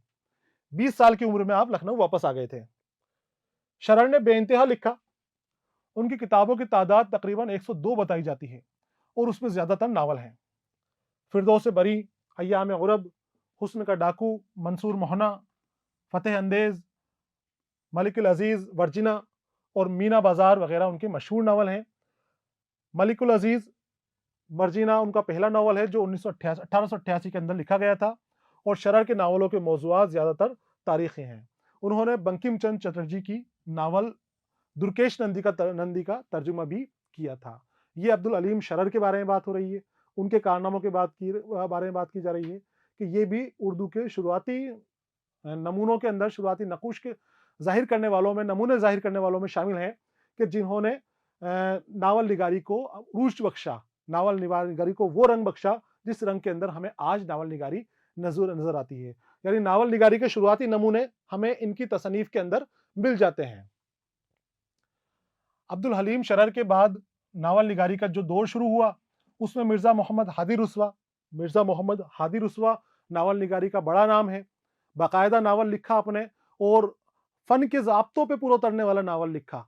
कहानी भी बहुत खूबसूरती से पेश की आपने और जो फ़न के उसूल हैं, जो ज़वाब्ते हैं, अज़्ज़ाए तरकीबी हैं, उनकी भी आपने पाबंदी अपने नावल के अंदर की है। तो मोहम्मद हादी रुस्वा उर्दू अदब के अंदर बड़ा नाम है। मोहम्मद सईद और मुंशी सज्जाद हुसैन वगैरह अहम नाम हैं। मिर्ज़ा हादी रुस्वा का जो नावल था उमराव जान अदा 1899 में लिखा गया, जो मिर्ज़ा का शाहकार है। शाहकार मतलब ऐसे कलाम को कहते हैं कि जो बहुत मशहूर और मारूफ हो, उसकी जो अ, लोगों के बीच में उसकी मकबूलियत है वो इतनी ज़्यादा हो जाती है कि किसी दूसरे फिर उसकी तनकीद की, किसी दूसरी तख्लीक की ज़रूरत नहीं पड़ती, वो खुद अपने आप में मुकम्मल हो जाता है। तो उमराव जान अदा मिर्ज़ा हादी रुस्वा का शाहकार नावल है, जो मिर्ज़ा हादी रुस्वा की आफाकियत के लिए उनकी मशहूर होने की वजह माना जाता है। मिर्ज़ा हादी रुस्वा ने इस नावल के फ़न का पूरा ख़्याल रखा है। लखनऊ के ख़ास तबके और लखनऊ की तहज़ीबी ज़वाल की तस्वीरकशी रस्वा ने बड़े फ़नकारी के साथ की है। इस नावल के अंदर उमराव जान अदा ने लखनऊ की तवाइफ़ों की ज़िंदगी दिखाई है। तवाइफ़ों की ज़िंदगी के साथ ही वहाँ पर लखनऊई तहज़ीब की जो ज़वाल पज़ीर ज़िंदगी थी, उस वक़्त के हालात थे, उन हालातों की बयान की है। बहुत खूबसूरती से बयानी की है। वहाँ पर जो कमियाँ थी उस वक़्त, जो नहीं होनी चाहिए चीज़ें, वो चीज़ें बन रही थी, पैदा हो रही थी, वो चीज़ें भी बड़ी खूबसूरती से आपने अपने नावल के अंदर पेश की है। तो इस तरह से कह सकते हैं हम कि आपने ज़वाल पज़ीर यानी ज़वाल में डूबने वाली ज़िंदगी की, तहज़ीबी ज़िंदगी की तस्वीरकशी बड़े फ़नकारी के साथ की है। इसके अलावा भी उन्होंने ज़ाद शरीफ अख्तरी बेगम, शरीफज़ादा और अफ़शाए राज़ जैसी किताबें लिखी हैं, लेकिन वो शोहरत ना मिली जो उमराव जान अदा के हिस्से में आई। दूसरी भी आपकी किताबें हैं जो तवाइफ़ों की ज़िंदगी के ऊपर हैं, लेकिन उमराव जान अदा जो मुकम्मल हुई तो उसके बाद उसने धूम मचा दी, और जैसा मैंने आपको बताया कि शाहकार मिर्ज़ा हादी रुस्वा का इसको माना जाता है। उसके बाद ऐसी शोहरत फिर आपके किसी नावल को, किसी कहानी को नहीं मिली। तो मिर्ज़ा हादी रुस्वा के नाम उमराव जान अदा के नाम से ही मशहूर है, इन्हीं की वजह से इसको जाना जाता है। तो साथ में इसमें तहज़ीब तो बताई है, लखनऊ की ज़वाल पज़ीर तहज़ीब तो बताई है, फ़न के तकाज़ों को भी पूरा किया है, फ़नी ज़रूरियात को भी आपने इस नावल के अंदर पूरा किया है। मुंशी सज्जाद हुसैन की नावल तरहदार लोंडी, हाजी बगलोल, अहमकुल लज़ी, रियाज़ खैराबादी का दिल नाशाद और कारी सरफराज हुसैन का शाहिद राना भी उस दौर के अहम नावल हैं, जिनमें ज़बान व बयान के दिलकश नमूने भी मिलते हैं और नावल की फ़नी खूबियाँ भी कमोबेश मौजूद हैं। इर्तिक़ा हो रही है, जिस भी अदब की हम बात कर रहे हैं, जिस भी सिन्फ़ की हम बात कर रहे हैं, उस सिन्फ़ की शुरुआत से लेकर आखिर तक की बात कर रहे हैं, और जो फ़रोग़ देने में शामिल रहे, उन शोरा और अदीबों के बारे में भी हम बात करते चले जा रहे हैं। तो जो मशहूर अदीब हैं, मशहूर मुसन्निफ़ीन हैं, उन मुसन्निफ़ीन का नाम, उनका कारनामा आ रहा है साथ में, और साथ ही जो दूसरे हैं, उनके सिर्फ़ हल्की-हल्की सी जानकारी यहाँ पर लेते हुए हम आगे की तरफ बढ़ते चले जाते हैं। राशिदुल खैरी ने बहुत से नावल लिखे, जिनका मौज़ू घरेलू ख़वातीन और उनके मसाइल थे। अल्लामा राशिदुल खैरी नावल निगारी के अंदर बड़ा नाम है, बहुत उम्दा किस्म के आपने नावल लिखे, और आपके नावलों की ख़ास बात ये थी कि आपने घरेलू मसले, ख़वातीन के मसले पेश किए। घर में जो मसाइल होते हैं, जो उलझे हुए रहते हैं, मुआशरे में ख़वातीन की जो हालत कर दी जाती है, उनके हालात को आपने अपने कलाम के ज़रिए, अपनी तख़लीक़ात के ज़रिए ज़ाहिर करने की कोशिश की है। राशिदुल खैरी भी अच्छी नस्ल लिखते थे, लेकिन उनके यहाँ दुःख और गम के गहरे साए हैं। उनके नावलों के नाम सुबह ज़िंदगी, शाम ज़िंदगी वगैरह भी इसी तासीर को पेश करते हैं। अब ये ख़वातीन के मसले पेश कर रहे हैं, ख़वातीन, ख़ातून की जमा, हमारे घर की औरतों के मसले पेश कर रहे हैं, तो उन मसलों को पेश करते हैं कि जहाँ पर दुःख दर्द हो, जहाँ उनके ऊपर ज़ुल्म किया जा रहा है, जहाँ सताया जा रहा है। तो आपके जो कलाम हैं, उनके अंदर गम के साए नज़र आते हैं, दुःख और गम नज़र आता है, अफ़सोस नज़र आता है, और यही आपके जो डालकर आगे नाम दिए हैं, सुबह ज़िंदगी, शाम ज़िंदगी, इनसे भी झलक मिल रही है कि हाँ, इनके अंदर दुःख, दर्द और गम की झलकियाँ मिलेंगी। तो बहरहाल ज़िंदगी के हर रूप को, हर रंग को नावल के ज़रिए ज़ाहिर किया जाता है, और ये मुसन्निफ़ीन अपना काम कर भी रहे हैं। हर तरह के रंग रूप को ये अपने आप में ज़ाहिर करते हुए चले आ रहे हैं। वक़्त गुज़रता है, 19वीं सदी के हम करीब आ गए हैं। 19वीं सदी में उर्दू नस्र का अफ़सानवी अदब तरक्की कर चुका था। अफ़सानवी अदब जिसके बारे में हम बात कर रहे हैं, अफ़साने, नस्र, दास्तान, कहानियाँ, किस्से, मुख्तसर अफ़साने, ये अफ़सानवी अदब हैं।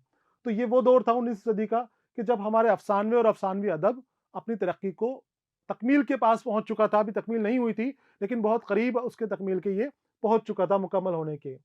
बदलते हुए सियासी हालात और सनअती तरक्कियों ने उर्दू नस्र के मैदान को भी बहुत वसी किया, और 20वीं सदी के इब्तदाई दौर तक पहुँचते-पहुँचते उर्दू नस्र में न सिर्फ़ कहानी, नावल और अफ़साने ने तरक्की की, बल्कि तहकीक, तनकीद और तंज़िया मज़ाहिया अदब का भी अच्छा ज़ख़ीरा यहाँ पर इकट्ठा हो गया था।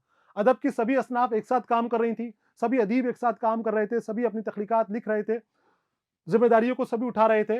तो नावल तो अपनी तरक्की करता आ रहा है, दास्तान की तरक्की पढ़ी हमने, नावल की पढ़ी, इसके साथ जो दूसरी असनाफ़ हैं अदब की, चाहे वो अफ़सानवी हो, चाहे वो गैर अफ़सानवी हो, वो भी अपना काम कर रही थी, वो भी अपने उरूज के दौर से, तरक्की के दौर से गुज़र रही थी, उनकी भी इर्तिक़ा हो रही थी। तो 20वीं सदी का ये दौर था जिसमें सभी सिन्फ़ चलती चली आ रही थी। सारी दुनिया में 20वीं सदी में होने वाली तब्दीलियों, साइंस और मशीनों की तरक्कियों, कौमी इनकलाबों और अदबी तहरीकों का असर हिंदुस्तानी अवाम और उनके अदब पर भी ख़ास पड़ा। अब ये वो दौर था जब हमारे यहाँ पर तकमील हो रही है, लेकिन अब तब्दीली का दौर आ रहा है। 19वीं सदी में हमारी अफ़सानवी अदब लगभग अपनी तकमील को पहुँच चुका था और नए अदब की इजाद हो रही थी, नई असनाफ़ हमारी निकल कर आ रही थी। उसी दौर के अंदर जब हम मान रहे थे कि हमारा अदब की तकमील हो गई, सारी दुनिया के अंदर तब्दीली आनी शुरू होती हैं, बदलाव आता है। अब बदलाव कैसा? साइंस का ज़माना आ रहा है, नया ज़माना आ रहा है, कंप्यूटर्स आ गए हैं, साइंस आ गए हैं, नई फैक्ट्रियाँ आ गई हैं, बड़ी-बड़ी मशीनें आ गई हैं, लोगों के पास वक़्त की कमी होने लग गई है, समाजी बुराइयाँ बढ़ती चली जा रही हैं, मुआशरे के अंदर जब पैसा आने लग जाता है एक तबके के पास, तो दूसरे तबके से उसकी गैर बराबरी का रवैया बढ़ता चला जाता है, तो मुआशरे में तफ़रीक़ात बढ़ती चली जा रही हैं। उस दौर के अंदर हर जगह बदलाव आ रहा है और वो तब्दीली हमारे अदब के ऊपर भी आई। साइंस, मशीनों की तरक्कियाँ, कौमी इनकलाबी और अदबी तहरीक, हमारे यहाँ पर कौमी तहरीक भी चल रही थी, अदबी तहरीक भी चल रही थी। हम अपनी आज़ादी के लिए जुस्तजू कर रहे थे, लड़ रहे थे हमारी आज़ादी के लिए। अंग्रेज़ों के खिलाफ खड़े हुए थे हम। अभी हम हमारे कारखानों की बात नहीं कर रहे थे, अभी हम हमारे साइंस की बात नहीं कर रहे थे, अभी हम हमारी आज़ादी की बातें कर रहे थे, आज़ादी के लिए जुस्तजू कर रहे थे। तो जैसा माहौल होता है, जैसी चीज़ें होती हैं, वो सारी की सारी चीज़ें अदब के अंदर ज़ाहिर होती हैं, अदब में दिखनी वो शुरू हो जाती हैं। तो हमारे अदब में भी हमारे माहौल का, हमारी ज़रूरियात का असर दिखना शुरू हो गया था। फिर यहाँ आज़ादी की जद्दोजहद और आज़ादी मिलने के बाद तबाही और खूरेज़ी, गुर्बत, बेरोज़गारी, बीमारी, तालीमी पस्ती, तहज़ीब और रिवायत से दूरी, नए और पुराने की कशमकश, बेएतबारी, खुदगर्ज़ी, समाजी भेदभाव जैसे सैकड़ों मसाइल उठ खड़े हुए थे। अब जब हम कशमकश में उलझे हुए हैं, हम लगे हुए हैं चीज़ों को सोचने समझने के लिए, उस वक़्त बहुत सारे मसले हमारे सामने आकर खड़े हो गए थे। सबसे पहला मसला तो हमारा आज़ादी का था कि हमें आज़ादी चाहिए, हम सब मिलकर लड़ रहे थे हमारी आज़ादी के लिए और जब आज़ादी मिली, तो जैसी आज़ादी हमें चाहिए थी, वैसी आज़ादी हमें नहीं मिली। आज़ादी के साथ ही हमारे मुल्क का तकास्मा हो गया, हमारा मुल्क 2 हिस्सों में बँट गया। दोनों तरफ खूरेज़ी फैल गई, दोनों तरफ मार-काट फैल गई, दहशत फैल गई। जाने-अनजाने जाने लोग एक-दूसरे के अनजाने बन गए, एक-दूसरे से दूर हो गए। तो आज़ादी मिलने के बाद तबाही और खूरेज़ी बढ़ गई, गुर्बत हमारी बढ़ गई। हमें तरक्की करनी थी, हमें कारखानों के बारे में सोचना था, हमें नई टेक्नीक के बारे में सोचना था। हमारा ध्यान उस तरफ से हट गया, हम एक-दूसरे के दुश्मन बन गए, एक-दूसरे को मारने-काटने के ऊपर हमने ध्यान लगा लिया सारा। तो हमारी गुर्बत, गरीबी बढ़ गई हमारी, बेरोज़गारी हमारी बढ़ गई। बीमारियाँ तरह-तरह की उस वक़्त हमें मिली। बीमारियों के अंदर क्योंकि इलाज की हमारे सहूलियत ऐसी नहीं थी, जैसी आज हमें मुहैया है। तो इलाज नहीं मिलने की वजह से हमारी बीमारी बढ़ गई, तालीमी पस्ती आ गई। सारा ध्यान हमारा इस खून-रेज़ी के अंदर, इस हंगामे में लग गया। हमने तालीम की तरफ ध्यान नहीं दिया, तालीमी पस्त हो गए। तालीम में पस्त हो गए, तो फिर तहज़ीब और रिवायत से दूरी होगी ही। तहज़ीबी मेयार भी हमारा गिर गया, हमने हमें रिवायतों से दूरी कर ली। जो हमारे काम होते थे, हमने उसको बुरा कह के, हमने उसको गालियाँ दे देकर दूर कर दिया। जो हमें करना चाहिए था, जो हम करते आए थे, हम उन चीज़ों से भागने लगे, नई चीज़ों की तरफ हम भागने लगे, तो नए और पुराने की कशमकश शुरू हो गई। ना हमारे हाथ में नया रहा, ना हमारे हाथ में पुराना रहा, दोनों चीज़ें निकल गई। बेएतबारी हो गई, एतबार ना होना किसी पर, भाई भाई का दुश्मन बन गया था, दोस्त दोस्त का दुश्मन बन गया था, एक-दूसरे को मारने-काटने में, लूटने में लगे हुए थे, डाके डालने पे लगे हुए थे, खुदगर्ज़ी हो गई, समाजी भेदभाव बढ़ गया था। एक तबके के पास पैसा आ गया, दूसरे के पास कुछ भी नहीं है, मज़दूर बना रहा, तो अमीर अमीर होते गए, गरीब गरीब होते गए, दोनों के बीच का फ़र्क बढ़ा, तो फिर वो भेदभाव बढ़ गया, समाजी भेदभाव खूब हो गया। समाजी भेदभाव हो गया तो फिर से वो चोरी, डाके वगैरह, फिर वो परेशानियाँ मुब्तला में हो गए सारे। तो बहुत सारे मसाइल हैं, सैकड़ों मसाइल हैं, कुछ के यहाँ पर नाम दिए हैं कि ये मसाइल हमारे सामने आज़ादी मिलने के बाद खड़े हो गए। जबकि ये वक़्त था कि हम अपने आप को तरक्की याफ़्ता बनाते, बड़े बड़े मुल्कों की लाइन में हम खड़ा होते, लेकिन हमारा बहुत बड़ा वक्त इन चीज़ों को निमटने के अंदर लग गया, इन चीज़ों से गुजरने के अंदर हमारा लग गया। उर्दू नावल, ड्रामे और अफसाने ने इन मसाइल की सही और सच्ची तस्वीर पेश की। उर्दू नावल निगारों ने, उस दौर के अदीबों ने, मुसन्निफीन ने इन मसलों को देखा, समझा, इनको अपने अदब के अंदर पेश किया, अपने नावलों के ज़रिए पेश किया, उनके मसाइल पेश किए, उनके हल पेश किए और बहुत खूबसूरती से उस वक़्त को जो बिगड़े हैं, उसको सुधारने की कोशिश की, सही राह पे लाने की कोशिश की। उस दौर के उर्दू अदीबों ने उन मसाइल से मुताल्लिक बेशुमार अफ़साने, ड्रामे और नावल लिखे। अपनी तहरीरों के ज़रिए कौम और मुल्क की बेहतरी और तरक्की और इंसानी दोस्ती के जज़्बात को आम किया। इस एतबार से इन अदीबों और मुसन्निफ़ों में प्रेमचंद बहुत अहमियत रखते हैं। जो मसले थे, ये बताए, बात करी हमने जिनके बारे में, ये आज़ादी के आस-पास के हैं, उस वक़्त के दंगा-फ़साद के आस-पास के हैं, तो उसी वक़्त हमारा अदब अपना काम कर रहा था, नावल भी अपना काम कर रहा था। नावल का काम क्या है? कमियों को ज़ाहिर करना, जो मुआशरे में हो रहा है, समाज में जो बुराइयाँ हैं, उन बुराइयों को सामने खोल कर रख देना ताकि उनको लोग दूर करें, उनकी कमियाँ दूर करें। ऐबों को दिखाना लोगों को, और ये कर रहे थे हमारे यहाँ पर। नावल ही नहीं कर रहे थे, हमारे अफ़साने भी कर रहे थे, हमारे ड्रामे भी कर रहे थे, हमारे मुख्तसर अफ़साने भी कर रहे थे, हमारे शोरा भी ये काम कर रहे थे, ग़ज़लें और हमारे नज़्में भी इन मसलों को पेश कर रही थी। जो उनकी ज़िम्मेदारी थी वो अब कामों को अंजाम दे रहे थे। और इनके अंदर जो सबसे आगे थे, इन चीज़ों को बढ़ाने के अंदर, यानी समाज की सच्चाइयों को दिखाने के लिए, मुआशरे की गिरती हुई कदरों को दिखाने में जो सबसे आगे थे, उनमें नाम था प्रेमचंद का। प्रेमचंद को उर्दू अदब की, हिंदी अदब की बहुत बड़ी हस्ती माना जाता है। प्रेमचंद तरक्की पसंद भी थे और गांधीवादी भी थे और वतन के दोस्त भी थे। तीनों तरह के जज़्बे, एक जज़्बा अपने आप में हो तो मुकम्मल होता है, यहाँ पर तीनों जज़्बे प्रेमचंद में मौजूद थे। तरक्की पसंद थे, तरक्की पसंद यानी नई सोच रखने वाले, लीक से अलग हटकर सोचने वाले, पुरानी रविशों को छोड़कर नए अंदाज में लिखने वाले, नए तरह के मसलों को पेश करने वाले, अदब को ज़िंदगी से जोड़ने वाले, ये तरक्की पसंद है। तरक्की पसंद एक तहरीक थी, जो 1936 के अंदर हिंदुस्तान में शुरू हुई थी। उस तहरीक का कहना ये था कि अदब को सिर्फ़ लुत्फ़ का ज़रिया ना बनाया जाए, अदब को ज़िंदगी का साथ लेकर चलना चाहिए। अदब को ज़िंदगी के मसलों को पेश करना चाहिए, इंसानी हमदर्दी को बढ़ाना चाहिए, इंसानी दोस्ती को बढ़ाना चाहिए। जो इंसानी कदरें हैं, गिरती हुई कदरें हैं, उनको लोगों को दिखाना चाहिए। ये तरक्की पसंद तहरीक कहती थी। तो प्रेमचंद तरक्की पसंद तहरीक के हामी थे, तरक्की पसंद के हामी थे।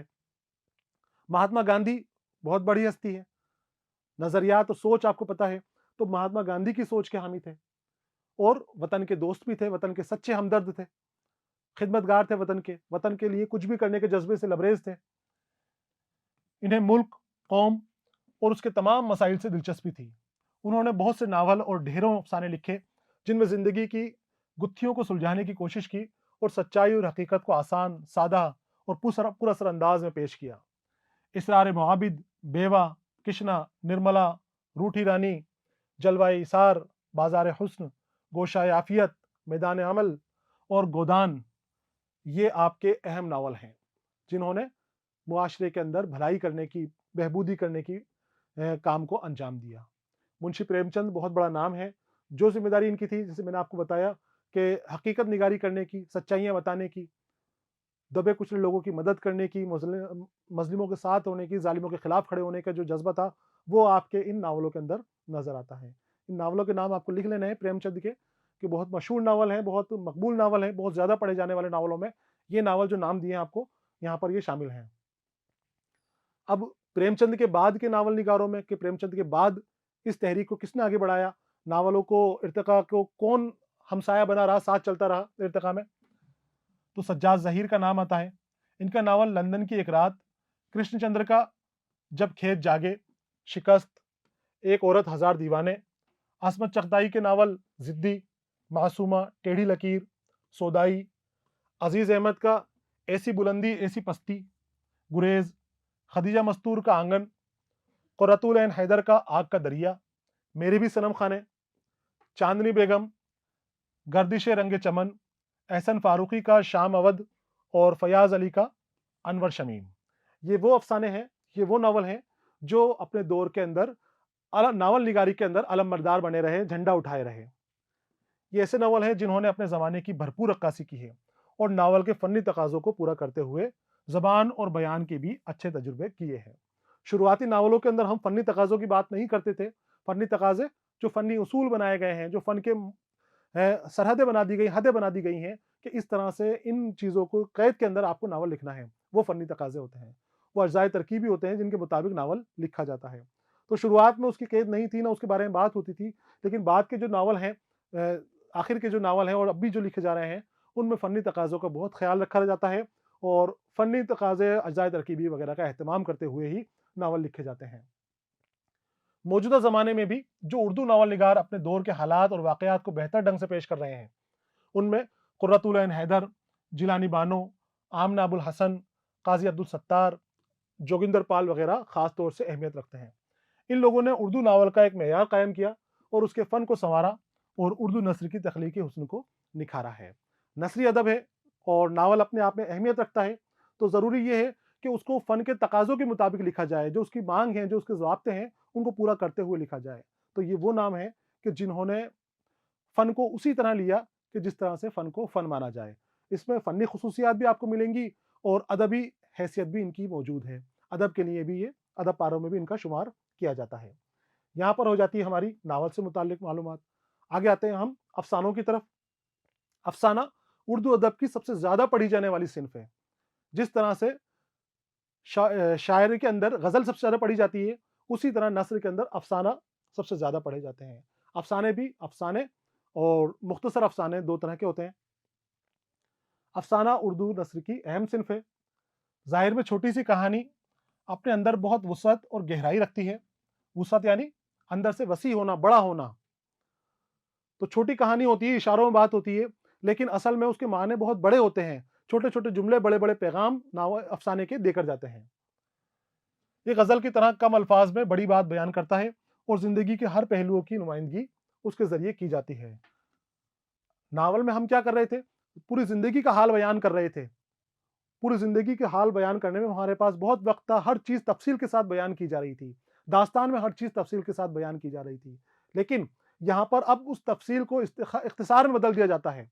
हर चीज़ को शॉर्ट कर दिया जाता है, छोटी कर दिया जाता है, जिससे वो आसानी से समझ में आ जाए और फिर वो इख्तिसार के साथ रहेगी तो जो पैगाम अफ़साना निगार देना चाहता है, अफ़साना जो पैगाम देना चाहता है, वो पैगाम सही मानों में तभी पहुँच पाता है कि जब अफ़साना छोटा हो।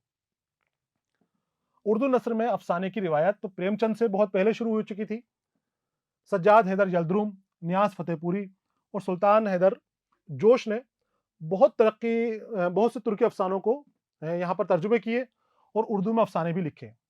उनके अफ़सानों में आम तौर से वो दिलकशी, रंगीनी और रोमान पाया जाता है, जो उस दौर का तकाज़ा था। रूमानी अफ़साने इन लोगों के पाए जाते हैं, जो शुरुआती नक़ूश अफ़साने के हैं।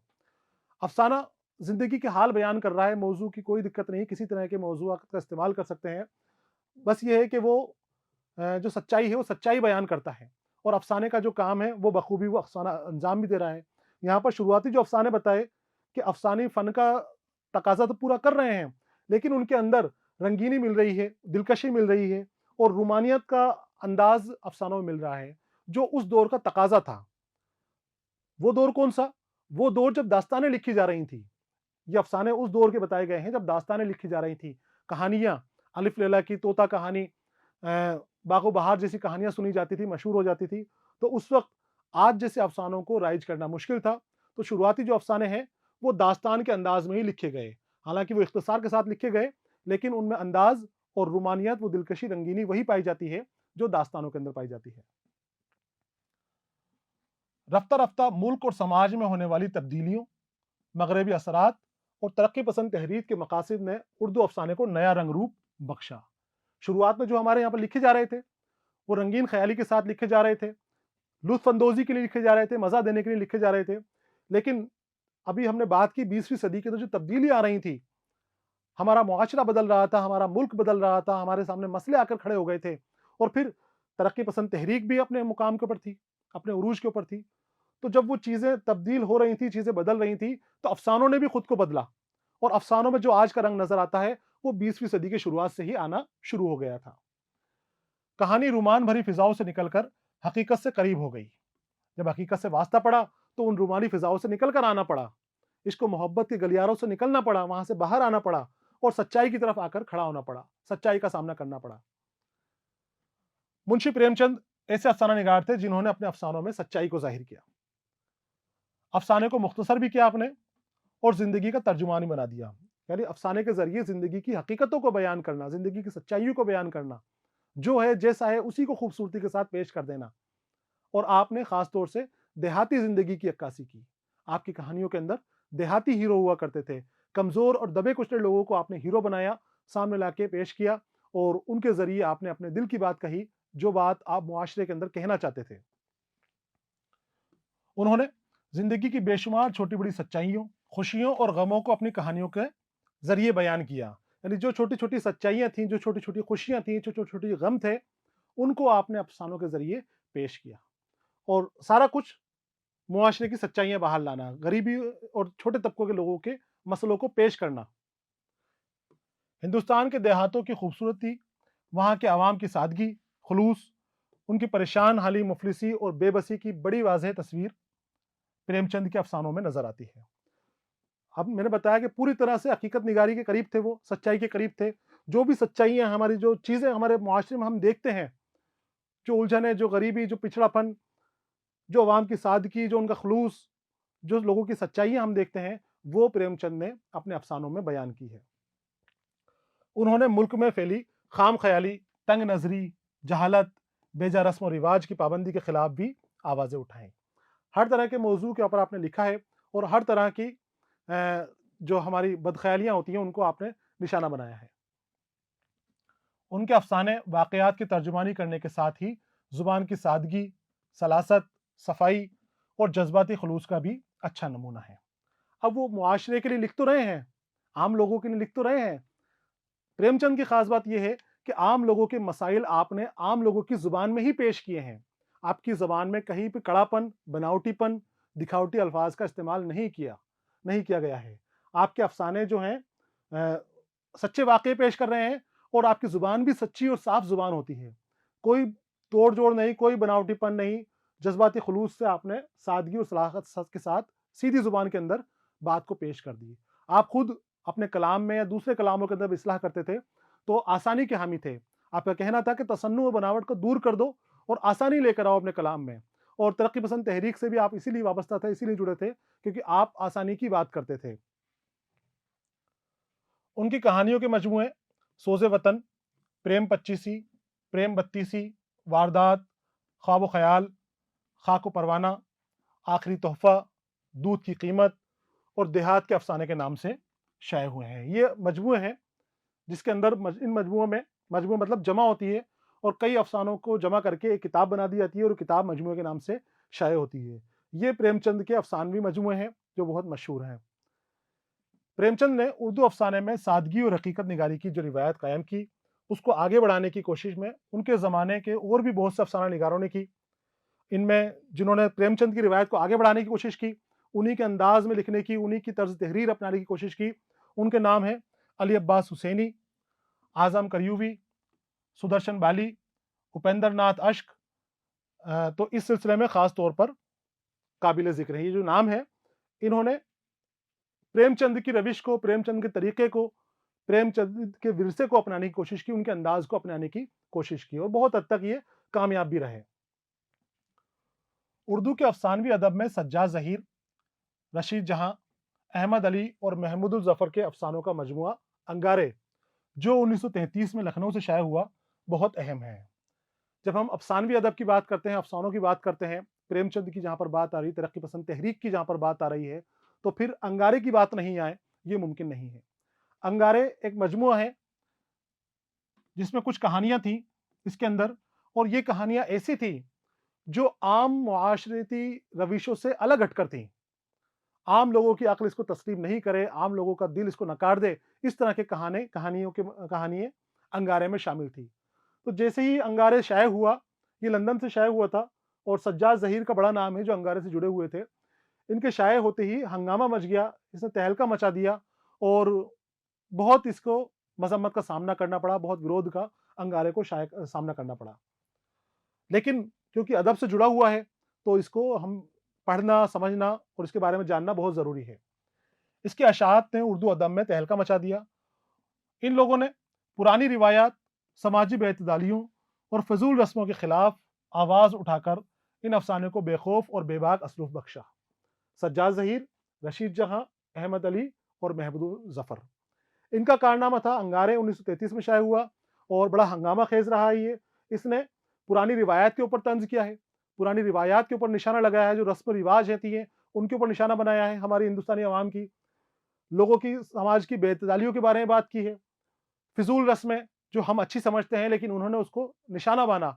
हम हमारे कामों को अच्छा समझते हैं लेकिन उन्होंने इनको बुरा माना, तो इसलिए इनको मजम्मत का सामना करना पड़ा, खिलाफत का सामना करना पड़ा।